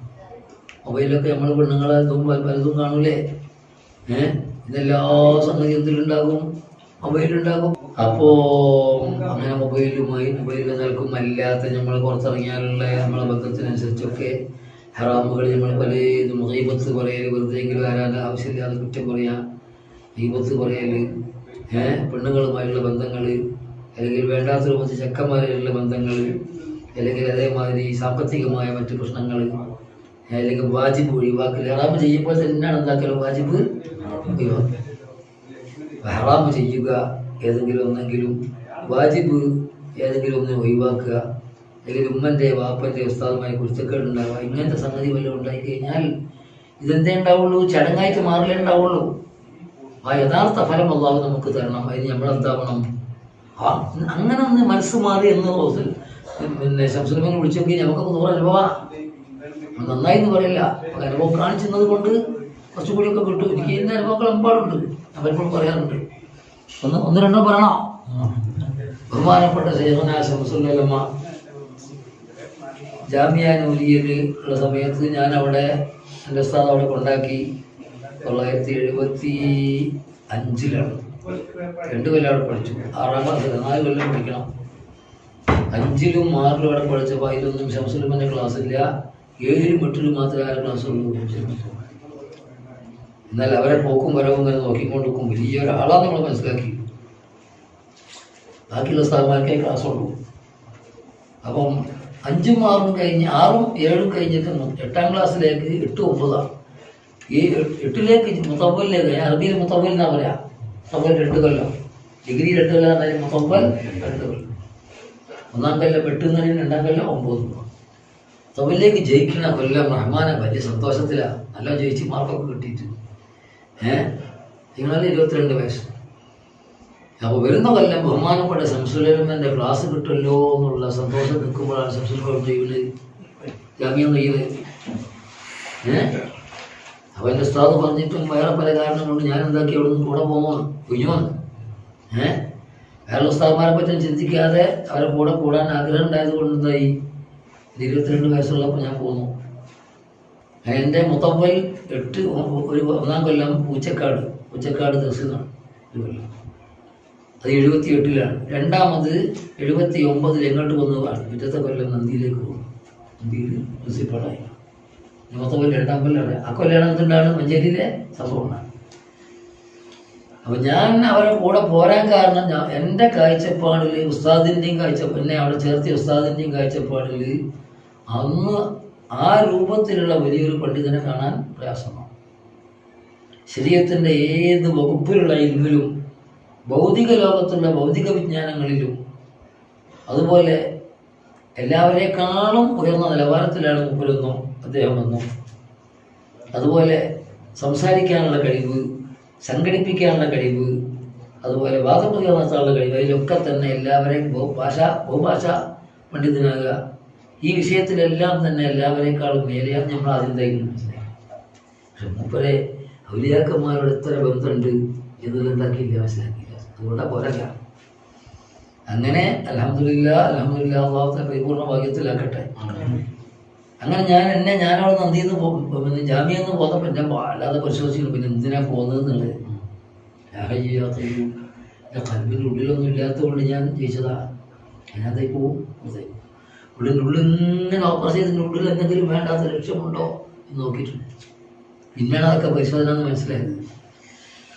അങ്ങനെ അൽഹംദുലില്ലാ അതിലൊക്കെ നമ്മൾ ജയിച്ചു. അൽഹംദുലില്ലാ 980 ആദ്യത്തെ സനത് കൊടുക്കാൻ തുടങ്ങി. നന്ദിയിൽ ദാരിമി സനത് 7 ആളാണ്. ഇതിലൊന്ന് ഞാൻ നമ്മളെ നേരത്തെ മനുഷ്യൻ തന്നെ ബാക്കി വെച്ചു. മുദരിസായ സമയത്ത് അവിടെ ദാരിമിയായി തീർന്നപ്പോൾ എന്നോട് പറഞ്ഞു, നീ വേറെ ദിവസം അന്വേഷിക്കണം, നിന്നെ ഞാൻ ഇവിടെ മുദരിസാക്കാൻ തീരുമാനിച്ചില്ല നന്ദിയിൽ. ഞാൻ ചെറിയൊരു മനുഷ്യനാണ്. നിങ്ങളൊക്കെ യാത്ര ഉണ്ടോ, യാത്രടി വേണമുണ്ടോ.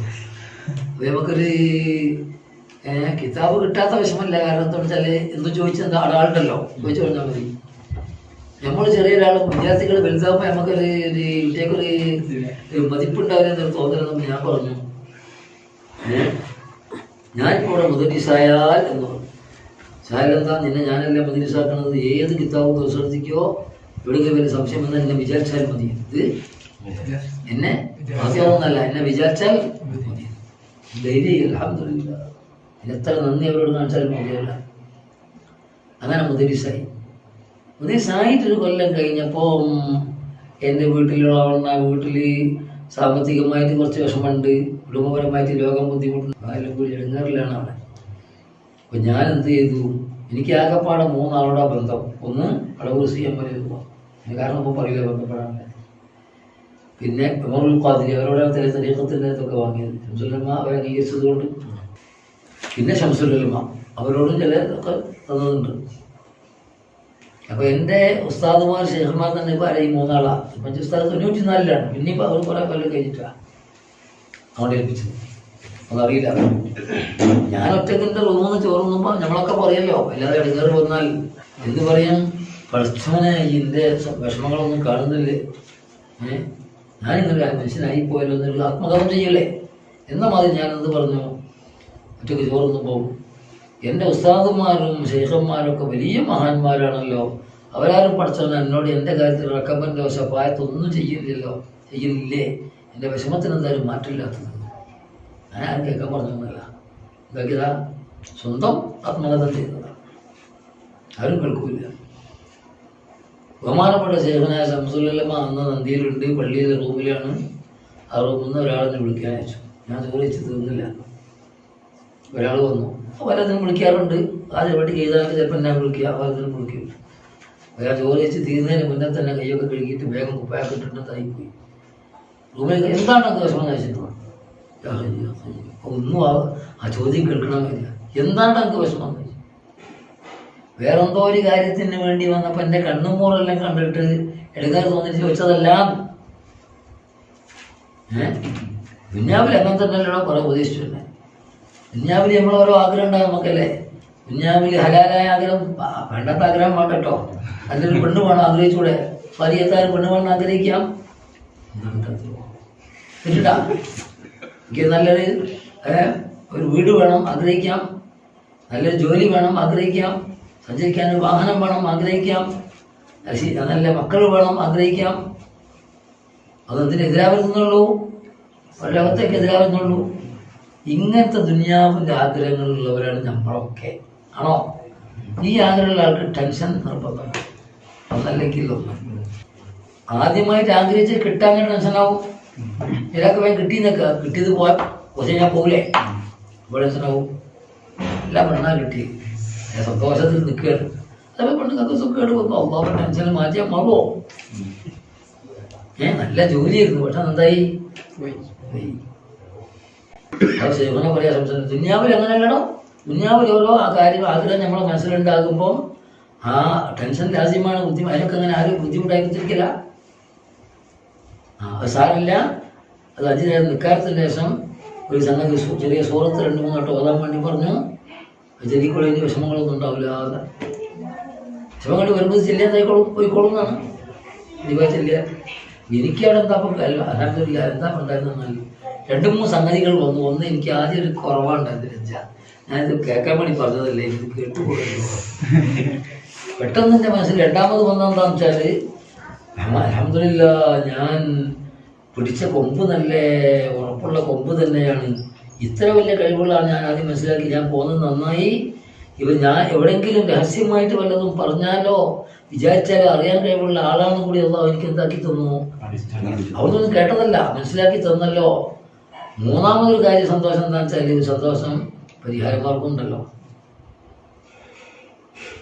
അന്ന് മുതൽക്ക് അത് 81 ലാസ്റ്റോ 82 ആദ്യത്തിലോ ആണ്. അന്ന് മുതൽക്ക് പിന്നെ നമ്മൾ കാണുന്നത് ആ ശൈവനൻ എങ്ങനെയാണ് ഈ കാഴ്ച വരുന്നത് പറഞ്ഞാൽ പിന്നെ വെള്ളിയാർപ്പത്ത് ഇവിടെ നിൽക്കണ സമയത്തൊക്കെ വരുന്നുണ്ടായിരിക്കുന്നു. അവിടെ ഒന്നും കിടക്കില്ല. ഇത് പിന്നെ പേഴ്സണലാണെങ്കിലും അനുഭവത്തിൽ വളരെ പുലർന്ന കാര്യമാണെന്നത് ഈ പറഞ്ഞ കാര്യം കേട്ടോ. അതുകൊണ്ട് നമ്മളൊക്കെ മനസ്സിലാക്കണം, നമ്മൾ നടപടി നന്നാക്കിയ ശ്രദ്ധ മനസ്സിലായിട്ടോ. നടപടി നന്നാക്കാന്നാൽ അപ്പോൾ നടപടി നന്നാക്കി എൻ്റെ ഭയശൈലിയാണ് ജീവിതശൈലി രോഗം കേട്ടില്ലേ. ജീവിതശൈലി ശാരീരിക രോഗം കേട്ടുള്ളൂ. ജീവിതശൈലി ആത്മീയ രോഗമുണ്ട്. ഹറാം ഒഴിവാക്കൽ ജീവിതശൈലി രോഗമാണ്. നേരത്തെ പറഞ്ഞില്ലേ, ഹറാം ഒഴിവാക്കൽ, ഹറാം ചെയ്യൽ, വാജിബ് ഒഴിവാക്കൽ, ഉമ്മാന്റെ ബാപ്പാന്റെ അല്ലെങ്കിൽ ഏതെങ്കിലും മുസ്ലിമിനെ ബുദ്ധിമുട്ടാക്കണം. ഇതൊക്കെ നമ്മളെ ഗീബത്ത് പറയൽ. അങ്ങനെ എന്തൊക്കെ സംഗതികളുണ്ട് നമ്മളെ ജീവിതത്തിൽ, ആരാപ്പം നോക്കണേ, ശ്രദ്ധിക്കണേ. പരമാവധി നമ്മൾ അള്ളാഹു റസൂലും ഹറാമാക്കി ഹറാമുകൾ എന്തെന്ന് പഠിക്കണം. ആ ഹറാമുകൾ ഒഴിവാക്കാൻ വേണ്ടി നാം ശ്രമിക്കണം. മനസ്സിലായിട്ടോ? വാജിബുകൾ എന്തൊക്കെയാണെന്ന് നമ്മൾ പഠിക്കണം. എന്നിട്ട് ആ വാജിബ് ചെയ്യാൻ വേണ്ടി പരമാവധി നമ്മൾ എന്താക്കാൻ ശ്രമിക്കണം. ചിലപ്പോൾ എന്താക്കേണ്ടി വരും, വാജിബ് തേക്കല്ലാത്തതിന് വേണ്ടി എന്താക്കേണ്ടി വരും. നമുക്ക് ഒരാളോട് വലിയ വെറുപ്പം വന്നു കഴിഞ്ഞാൽ, മുസ്ലിമാണെങ്കിൽ അത് വലിയ വെറുപ്പം വന്നു കഴിഞ്ഞാൽ നമ്മൾ അയാളെ പറ്റി എന്ത് ചെയ്യും? അയാളെ മുമ്പിൽ വെച്ചോ കുറ്റം പറയും. അത് ഗീബത്താ, ഉള്ളത് പറഞ്ഞാൽ എന്തെങ്കിലും ഗീബത്താ. അപ്പം അങ്ങനെ ഒരു സംഗതി ഉണ്ട്. അത് വലിയ വിഷയം ഗീബത്ത് പറഞ്ഞാൽ. ഗീബത്തിൻ്റെ ഒരു സംഭവം ഞാൻ പറഞ്ഞുതരാം. ഗീബത്തിൻ്റെ ഗൗരവത്തിലാണ് ബഹുമാനപ്പെട്ട നബിയുനാ റസൂലുള്ളാഹി സ്വല്ലല്ലാഹു അലൈഹി വസല്ലം തങ്ങളെ എന്നും രാത്രിയിൽ സ്വപ്നം കണ്ടിട്ട് ഒരു മഹാനായ അബൂമദിയനെ പറയാൻ തന്നെ നമുക്ക് കഴിയില്ല. ഒരു വട്ടം പോലെ നമ്മൾ കാണിച്ചല്ലോ. എല്ലാ ദിവസവും സഹോദരൻ സ്വപ്നം കണ്ടിട്ട് മഹാനായ അബൂമദിയൻ പേര് പറഞ്ഞോട്ടാ, അബൂമദിയൻ ഉള്ളതാ. റസൂലുള്ളാഹിനെ എന്നും ഉറക്കത്തിൽ കാണുന്ന ഒരാൾ പിന്നെ ഒരു ദിവസം കാണണ്ടാവുണ്ടാവും. ഒറ്റ സ്നേഹിതനെ കണ്ടുകൊണ്ടിരിക്കുന്ന ആളെ കാണാൻ ഞാൻ കണ്ടാവും. അങ്ങനെ ഒന്നല്ല. ഹബീബായ നബി സല്ലല്ലാഹു അലൈഹി വസല്ലം കാണാൻ തുടങ്ങിയാൽ അവന്റെ മനസ്സിന് സ്വർഗത്തിൽ കടന്നാലേ ഇനി അതിനേക്കാൾ വലിയ രസം ഉണ്ടാവുള്ളൂ. ജീവിതകാലത്ത് അത്ര വലിയ രസവും ആനന്ദവും വേറൊന്നിലും ഉണ്ടാവുകയില്ല. അത് നമുക്ക് പറഞ്ഞുതരാൻ കഴിയില്ല എങ്ങനെയാണെന്നുള്ളത്. അത്രയും വലിയ രസം എന്നും അനുഭവിച്ചുകൊണ്ട് മഹാനായിരുന്നു അബൂമദിയൻ. വേറെ പലരുണ്ട്. ബഹുമാനപ്പെട്ട ശംസുൽമാന്റെ കഥ പാടും പറയാനുണ്ട്, മണിസുസ്താദിന്റെ കഥ ഉണ്ട്. ഈ അബൂമദിയൻ റളിയല്ലാഹു അൻഹു എന്നും കണ്ടുകൊണ്ടിരിക്കുന്ന വളരെ ഗൗരവത്തിൽ ഞാൻ നിങ്ങൾ മനസ്സിലാക്കേണ്ടതാണ്. ആ കണ്ടുകൊണ്ടിരിക്കുന്ന ആള് റസൂലുള്ളാഹിനെ പിന്നെ കാണാണ്ടായി. ദിവസം കണ്ടില്ല. എന്തായിരിക്കും സങ്കടം? ഭയങ്കരമായ സങ്കടം, ഖേദം, കരച്ചിലൊക്കെ വന്നിട്ട് മൂപ്പര് എന്തൊക്കെയോ ചെയ്ത് തോബ ചെയ്ത് മടങ്ങിയിട്ട് എന്താ വന്നത് ഞാൻ അറിയില്ല, എന്നൊന്നും ഉണ്ടായിട്ടാണ് കാണാത്തത്. അങ്ങനെയൊക്കെ നബിതങ്ങളോട് അള്ളാഹിനോട് നേരിട്ടും നബിതങ്ങളോട് നേരിട്ടും വഴിയായിട്ടും തവസ്സുലായിട്ടും ഒക്കെ തന്നെ ചെയ്തു. അവസാനം റസൂലുള്ളാഹിനെ കണ്ടു. കണ്ടപ്പോൾ നബിതങ്ങൾ പറഞ്ഞു, നീ ഇന്ന സദസ്സിൽ ഗീബത്ത് പറഞ്ഞത് നീ കേട്ടിട്ടില്ലേ? ഗീബത്ത് പറഞ്ഞ മാതിരി തന്നെയാണ് എന്തിനും കേട്ടില്ല. മനസ്സിലായില്ല? പറഞ്ഞ മാതിരി പറഞ്ഞാൽ അതിൻ്റെ അത്ര തന്നെ ഉണ്ടാവില്ല. അത് 100 98 ഉണ്ടാവും, 2 കുറവുണ്ടാവുന്നുള്ളൂ. അപ്പോൾ ഗീബത്ത് പറയൽ എന്ന സംഗതി അത് വലിയ സംഗതിയാണ്. വേറെ പലതും ഉണ്ട്. എപ്പോഴും നാം പിടിച്ചാൽ കിട്ടാത്ത സാധനം നാം അവിടെ പറയുന്നുള്ളൂ. ഈ ഗീബത്ത് പറയൽ എന്ന സംഗതി അത് പറയലും കേൾക്കലും എനിക്ക് വെറുപ്പാണെന്ന് എനിക്കറിയില്ല. നീ എന്നാ ക്ലാസ്സിൽ കേട്ടില്ല, അതുകൊണ്ട് എന്നെ കാണാതിരുന്നത് ഇവിടെ കരുതിക്കൊള്ളിൻ്റെ. അപ്പം എന്ത് വേണം? ഇങ്ങനെ എണീച്ച് പോരുക. അവനാണ് പറയാണ്ടിരിക്കാം. വേണമെങ്കിൽ പറയാൻ കഴിയില്ല. സ്വാഗതം പറയുമ്പോഴൊക്കെ ചിലപ്പോൾ എന്താക്കേണ്ടി വരും, കുറ്റം പറയേണ്ടി വരുമോ? ഇത് ചെയ്യും.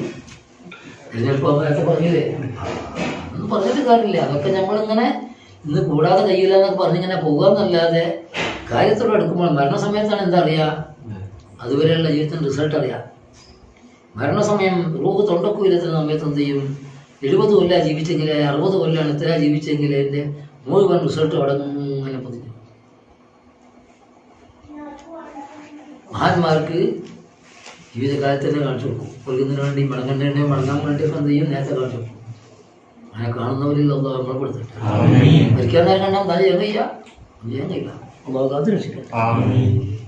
അപ്പോൾ ഗീബത്ത് പറഞ്ഞൊരു സദസ്സില്ലാരും വരില്ല. വിധങ്ങൾ വരില്ല. വിധങ്ങളെ ഉറക്കത്ത് കാണുന്ന ആൾ കാണൂല. വിധങ്ങൾക്ക് ഇഷ്ടമില്ലാത്ത സംഗതിയാണ് ആ ഗീബത്ത്. നമ്മൾ പറഞ്ഞുകൊണ്ടിരിക്കണം. നമ്പർമാർക്കൊക്കെ ആലോചിച്ചൊക്കെ സംശയമൊക്കെ ആരെന്നങ്ങൾ മനസ്സിലാക്കി. നമുക്ക് പറ്റൂല എന്ന് കണ്ടാൽ ഏത് വലിയും കണക്കാ കുറ്റം പറയാൻ. ആർക്കും ഒരു വിഷമം. ഏത് ആലിമും കണക്കാ, ഏത് സയ്യിദും കണക്കാ. ആ രൂപത്തിലാണുള്ളത്. അതൊന്നും നമ്മൾ വിട്ടുപോകുന്നു. ഒരു മഹാൻ പറഞ്ഞു, ഞാൻ ഗീബത്ത് പറയുകയാണെങ്കിൽ എൻ്റെ ഉമ്മനെയും ബാബനെയും കൊല്ലും. അതുകൊണ്ട് അതിൻ്റെ മനസ്സിലായില്ല. ഗീബത്ത് പറഞ്ഞ ആൾ എന്ത് ചെയ്യേണ്ടി വരും? അയാൾക്ക് സൽക്കർമ്മമുണ്ടെങ്കിൽ പറയപ്പെട്ട ആൾക്ക് വേണ്ടി കൊടുക്കേണ്ടി വരും. അപ്പോൾ കൊടുക്കാൻ ആർക്കാണ്? ഞാൻ പറയൂല ഗീബത്ത്. അഥവാ വല്ലതും പറയുകയാണെങ്കിൽ തന്നെ ആരെപ്പറ്റേ പറയുള്ളൂ, അത്ര കണ്ടീഷനാണ് കൊടുക്കേണ്ടി വരുന്നത്. അപ്പോൾ അല്ലാഹു സുബ്ഹാനഹു വ തആല കാത്തുരക്ഷിക്കട്ടെ. നിങ്ങളോട് എനിക്ക് പറയാനുള്ളത് എന്താണെന്ന് വെച്ചാൽ, നിങ്ങളോടൊക്കെ എനിക്ക് പറയാനുള്ളത്, നമ്മൾ ജീവിതശൈലി നന്നാക്കണം കേട്ടോ. അത് ഹറാം എന്തൊക്കെയാണെന്ന് പഠിക്കണം. 10ാം ക്ലാസ് വരെ മദ്രസ പഠിച്ചാൽ അല്ലെങ്കിൽ 10,000 മദ്രസകളല്ലേ, എല്ലാ ഹറാമും പഠിക്കണ്ടല്ലേ. ഒരാൾക്കെന്ത് പറയാൻ പറ്റൂല. ഒരു മനുഷ്യനും പഴയകാലത്ത് പറയാൻ പിന്നെയും പറ്റിയിരുന്നു. ഒരാൾക്കും ചെറുപ്പക്കാരനോ വലുപ്പക്കാരനോ ആണിനോ പെണ്ണോ പറയാൻ പറ്റൂല അത് ഹറാമാണ് ഞാൻ അറിഞ്ഞില്ലായിരുന്നു പറയാൻ പറ്റുമോ? പറ്റൂല. ഹറാമി എന്തൊക്കെയാണെന്ന് പഠിക്കാനുള്ള എല്ലാ സംവിധാനങ്ങളും ഇവിടെ വ്യക്തമായി വളരെ വെളിവായി നിൽക്കുകയാണ്. അത് മദ്രസയിൽ പഠിച്ചിട്ടും ക്ലാസ്സുകൾ, റമദാൻ പ്രഭാഷണം അങ്ങനെ, അല്ലാത്ത പ്രഭാഷണം അങ്ങനെ, ഇങ്ങനെ ക്ലാസ്സുകൾ, പുസ്തകങ്ങൾ, ഇങ്ങനെ എല്ലാ സംഗതി ഇവിടെ ഉണ്ട്. അതുകൊണ്ട് ഒരു മനുഷ്യനെന്ത് പറയാൻ പറ്റൂല, ഞാൻ ഹറാമ്, എനിക്ക് ഹറാമ അറിയില്ല എന്ന് പറയാൻ പറ്റൂല. ഹറാം എന്താണെന്ന് ഒന്നുകൂടി എന്താ സ്മരിച്ച് ഓർമ്മിക്കണം. അതുപോലെ വാജിബ് എന്താണെന്ന് ഞാൻ അതിലറിയാൻ പറ്റുമോ?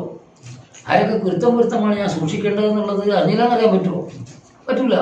അതൊക്കെ നമ്മളെന്താ കൽബിൽ കിബർ, ഇതൊക്കെ കണ്ട് മാറ്റി വെച്ചാൽ കൽബിൽ കിബറിനൊക്കെ പോയാലോ ഒന്നും പറയണ്ട. അതുകൊണ്ട് നമ്മൾ വേറെ തറവാട്ടിയിട്ടുള്ളൂ ചുരുക്കല്ലേ എന്താ വെച്ചാൽ, നമ്മൾ ആളുകളായി ശംസുലമന്റെ മുഹിബ്യങ്ങളായി ചിലപ്പോൾ യാസീനെ പുറത്തേക്ക് ഓതി തരും അല്ലേ. മുറാദ് എന്തായാലും തരും, വിചാരിച്ച മാതിരി യാസീലായില്ലാന്ന് തരും, അല്ലെങ്കിൽ നമ്മളെ വിഷമം നീങ്ങിയില്ലാന്ന് തരും.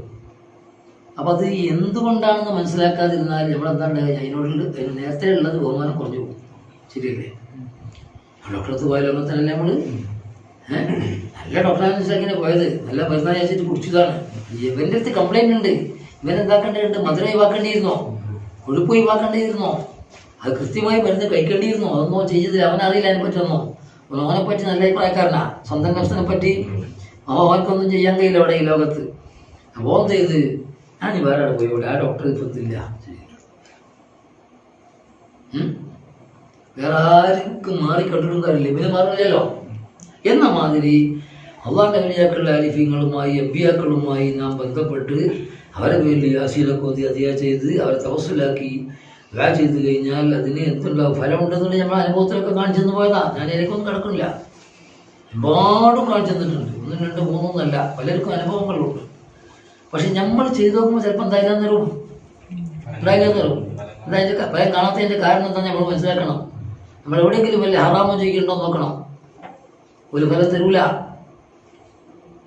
തരാടിക്കാൻ നല്ലതും. കാരണം ഹറാമ് ചെയ്തിട്ട് ഫലം കൊടുത്താൽ പിന്നെ ഹറാമ് ഉണ്ടാവില്ല ഉള്ള കാലത്ത് ഒഴിവാക്കൂല. ഹറാമ് ചെയ്തതിന്റെ പേര് ഫലം കൊടുക്കാനല്ല ചിലപ്പോ ചിന്തിച്ചു തരും, എന്തേക്കല്ലോ ഇതാണ് കാരണം. നമ്മുടെ ജീവിതത്തിൽ നമ്മൾ ആരും അറിയാതെ തന്നെ വല്ല ഹറാമ് കണ്ണുകൊണ്ടോ കൈ കൊണ്ടോ നാവ് കൊണ്ടോ ഫർജ് കൊണ്ടോ കൽബ് കൊണ്ടോ നമ്മൾ വല്ല ഹറാമും ചിന്തിക്കുകയോ പറയുകയോ ചെയ്താൽ പാത്തിയോന്ന് വിചാരിച്ച മാതിരി പലണ്ടായിക്കൊള്ളില്ല. അത് നമ്മൾ വളരെ ഗൗരവത്തിൽ നാം എന്താക്കണം ചിന്തിക്കണം. നിങ്ങളും കൈമാറണം ഈ സംഗതി, പരസ്യമാക്കി ഇത് വഹിച്ചിട്ട് കാര്യമില്ല. സ്നേഹിതന്മാരോട് ഇങ്ങനെ പറഞ്ഞുണ്ടാക്കണം, എല്ലാം എല്ലാ വിഷയം കൊണ്ടുപോകണം. ഹറാമുകൾ ഒരിക്കലും ചെയ്യുന്ന സ്വഭാവം ഉണ്ടാവും. അതുകൊണ്ട് നാവ് കൊണ്ടുണ്ടാകുന്ന ഹറാമും, ചെവി കൊണ്ട് കേൾക്കുന്ന ഹറാമും, ഫർജ് കൊണ്ടുണ്ടാകുന്ന ഹറാമും, കാല് കൊണ്ടുള്ള ഹറാമും, കൈ കൊണ്ടുള്ള ഹറാമുണ്ട്, ചിന്തിച്ച് കൽബ് കൊണ്ടുണ്ടാകുന്ന ഹറാമുകൾ, എത്ര ഹറാമുകളെ പറ്റി പഠിച്ചിട്ട് ഹറാമുകൾ കൈവിൻ്റെ പരമാവധി ഒഴിവാക്കാൻ വേണ്ടി ചിലപ്പം ശ്രമം നടത്തേണ്ടി വരും. നടത്തിയില്ലെങ്കിൽ ഇന്നോ നാളെ കൊറോണ വന്നില്ലേ, എന്നിട്ടിപ്പം എന്തേ കൊറോണ വന്നില്ലേ, ആർക്കെന്താ ചെയ്യാൻ കഴിഞ്ഞോ? ഭൗതികമായി അമേരിക്കയിൽ ഏറ്റവും ഉയർന്നത്, ഇറ്റലി ഫ്രാൻസ് ഒക്കെ അല്ലേ ഉയർന്നതല്ലേ, എന്ത് കഴിഞ്ഞോ? മുട്ടുകുത്തിയല്ലേ. ഭൗതികമായി ചന്ദ്രനിൽ വരെ പോകാൻ കഴിവുള്ളവരാണ്. ഭൗതികമായി എത്ര കണ്ട് ഉയർന്നാലും അള്ളാഹുവിൻ്റെ ഒരു ചെറിയ പിടുത്തത്തിന് എന്താവില്ല, മതിയാവുകയില്ല എന്നുള്ള ബോധം നമുക്കുണ്ടാണോ? ആരും ഉണ്ടാവില്ല, ഒരു കമ്പനി ഉണ്ടാവില്ല, ഒരു കമ്പനിയും ആ സമയത്ത് ഉണ്ടാവില്ല എന്ന് മനസ്സിലാക്കണം. അന്നേരം കമ്പനി ആരാവണം? അള്ളാഹുവിൻ്റെ അമ്പിയാക്കൾ ഔലിയാക്കൾ ആവണമെങ്കിൽ എന്ത് വരണം? നമ്മൾ അവരോട് കമ്പനി കൊടുത്ത് പോകണം. ദിക്റും അങ്ങനെ തന്നെ. ദിക്റ് രസമുണ്ടോ? കുഴപ്പമുണ്ടാവില്ല. രസല്ലേ?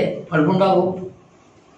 അപ്പോൾ രസമുള്ള എന്തും തിന്നാൻ എല്ലാവർക്കും ഇഷ്ടമുള്ള, ഞാൻ പറഞ്ഞാൽ മനസ്സിലാക്കി വിടുന്ന അങ്ങോട്ട്. രസമുള്ള എന്തും തിന്നാൻ ഇഷ്ടമുണ്ടാകും. അപ്പോൾ അത് അള്ളാഹു റസൂൽ ഇഷ്ടപ്പെടാത്തതാണ് നോക്കാൻ കഴിയണം. എന്നിട്ട് അവർക്ക് ഇഷ്ടമില്ലെങ്കിൽ ആ രസം ഒഴിവാക്കണം. നാവ് കൊണ്ട് രസമാണ് ഒരാളെ കുറ്റം പറയാം. എന്ത് രസമാണ് ഒരാളെ കുറ്റം പറയാൻ? കുറ്റം പറയുമ്പോൾ രണ്ട് സംഗതിയാണ്. ഓനെ താത്തടി ഇവൻ പൊന്തലുമാണ്. കുറ്റം പറയുന്ന ആള് പൊന്തുകയാണ്. ആരെ താത്തയാണ്? അപ്പം സ്വയം പൊന്താൻ എല്ലാവർക്കും ഇഷ്ടമുണ്ടാകുന്നത് കൊണ്ട് ഭയങ്കര രസമായിരിക്കും കുറ്റം പറയാൻ. അതിന് പല കാരണമുണ്ട്.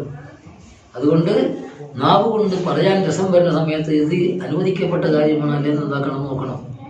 ബാക്കി ഞാൻ പറയണില്ലല്ലോ. കാല് കൊണ്ട് നടന്നു പോണത്, കൈ കൊണ്ട് തൊടുന്നത്, അവസാനം എല്ലാം കൂടി അവസാനം എന്താ പറയുക, പറിച്ചുകൊണ്ടുള്ള പണിയുണ്ടാവും. അത്തരം കാര്യങ്ങൾ നമ്മൾ അവയവങ്ങളെ കൊണ്ട്, കൽബ് കൊണ്ടും മറ്റവയവങ്ങളെ കൊണ്ടും ഹറാമ് ചെയ്തു പോകുന്നത് ശ്രദ്ധിക്കണം. അതുപോലെ തന്നെ വാജിബ് ഒഴിവാക്കുന്നത് ശ്രദ്ധിക്കണം. ഉമ്മൻ്റെ ബാപ്പൻ്റെ ഒക്കെ കുരുത്തക്കേടോ, ഉസ്താദന്മാരെ കുരുത്തക്കേടോ, അതിൽ കുറിച്ചിൻ്റെ അനാഥരവോ, അയൽവാസികളെ വെറുപ്പിക്കലോ അങ്ങനത്തെ ഒക്കെ ഉണ്ടെങ്കിൽ വളരെ കരുതണം. അത് കരുതലോടുകൂടി നല്ല മനസ്സോടുകൂടി നമ്മൾ ബഹുമാനപ്പെട്ട ശംസുലമനെ, കിശേരി ഉസ്താദ്, കണ്ണിത്ത് ഉസ്താദിനെ പോലെയുള്ള CM ഉസ്താദിനെ പോലത്തെ മഹാന്മാരെ, പ്രത്യേകിച്ച് ശംസുലമനൊക്കെ ഉസ്താദിനൊക്കെ നല്ല മനസ്സോടുകൂടി ജീവിതശൈലി നന്നാക്കിയിട്ട് നമ്മവൽ ഫാത്തിയോതി സങ്കടപ്പെട്ട് ഉറപ്പിച്ച് പറഞ്ഞാൽ ഫലം സുനിശ്ചിതം. 100 അനുഭവങ്ങളാണ്. ആരും എന്താവണ്ട ഇതിൽ നിന്നതിൻ്റെ പേരിൽ ഭയപ്പെടേണ്ടതില്ല കേട്ടോ. പിന്നെ എന്താ പ്രശ്നം വരാൻ കാരണം എന്താണ്? നമ്മൾ നേരത്തെ പറഞ്ഞ കാര്യമാണ്, അത് ശ്രദ്ധിക്കണം. ഞാൻ നിർത്തണം. നമ്മളെയും വഴിയും ഏർപ്പാട് അബൂലാക്കട്ടെ. പരിപൂർണമായൊരു മതതന്നാൽ നമുക്ക് കിട്ടുകയാണെങ്കിൽ ജീവിതത്തിൻ്റെ അടിതൊട്ട് മുടി വരെ ശുദ്ധിയാവാനത് മതിയാകും. അത് തൗഫീഖ് ചെയ്യട്ടെ, അള്ളാഹു തൗഫീഖ് ചെയ്യട്ടെ. അതുപോലെ അവരോട് അടുത്തവരിൽ ഏറ്റവും അടുത്തവർ തന്നെയാണ് അതിൽ ബഹുമാനപ്പെട്ട ശംസുലമയും അതുപോലെ ഉസ്താദും കണ്ണിത്ത് ഉസ്താദും ഒക്കെ. CM വലിയ അങ്ങനെ തന്നെ ഖാദിരി അങ്ങനെയാണ്. അവർ ഷേഖ് സിറാജുദ്ദീൻ ഷേഖിൻ്റെ ഒക്കെ നമ്മുടെ അടുത്ത ബന്ധപ്പെട്ടവരാണ്, അടുത്ത വഴികാട്ടികളാണ്. അപ്പോൾ അവരൊക്കെ ഒന്ന് നമ്മളെ നല്ല മനസ്സോടുകൂടി അവരോട് ബന്ധപ്പെടാനും ജീവിതശൈലി നന്നാക്കി കുടുംബസമേതം വ്യക്തി ജീവിതത്തിലും കുടുംബജീവിതത്തിലും ജീവിത രീതികളൊക്കെ നന്നാക്കി നല്ല മനസ്സോടുകൂടി ഉറപ്പോടുകൂടി അവരോട് ബന്ധപ്പെട്ട് ജീവിച്ച് മുന്നോട്ട് പോകാൻ അല്ലാഹു തൗഫീഖ് ചെയ്യട്ടെ.